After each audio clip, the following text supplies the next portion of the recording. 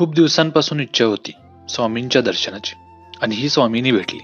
नमस्कार मंडळी. तर महाराष्ट्र दौऱ्याच्या आजच्या भागात मी चाललोय अक्कलकोटला. सोबतीचा प्रवासी होता सौरभ. सगळ्यात आधी आम्ही पोहोचलो पुणे रेल्वे स्टेशनला. कोणतंही प्री प्लॅनिंग नसल्यामुळं जनरलने प्रवास करायला लागणार होता आणि जनरलची ही गर्दी बघून थोडंसं टेन्शन आलं. कसं तरी ट्रेनमध्ये चढलो आणि खाली बसायला जागा मिळाली. प्रवास करून रात्री 11:15 वाजता कोरडूवाडी स्टेशनला पोहोचलो. रात्रीची जेवण उरकून आराम केला आणि सकाळचा नाश्ता करून त्याच्या सुंदर गावातून पुढच्या प्रवासाला सुरुवात झाली. गावाकडचं वातावरण एकदम भारी असते. वाटेत थांबून बऱ्याच दिवसातून असा बशीतून चहा पिण्याचा आनंद घेतला. सोलापूरमध्ये महाराजांचं दर्शन घेतलं आणि पोहोचलो स्वामींच्या नगरीत. भिवू नकोस, मी तुझ्या पाठीशी आहे, या वाक्याने लाखो भक्तांना आधार मिळतो.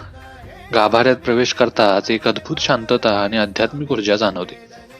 मंदिराच्या आवारात एक प्राचीन वडाचं झाड आहे. या झाडाखाली बसून स्वामी महाराज आपल्या भक्तांना उपदेश द्यायचे. आजही भाविक इथे बसून ध्यान करतात आणि अनोखी शांती अनुभवतात.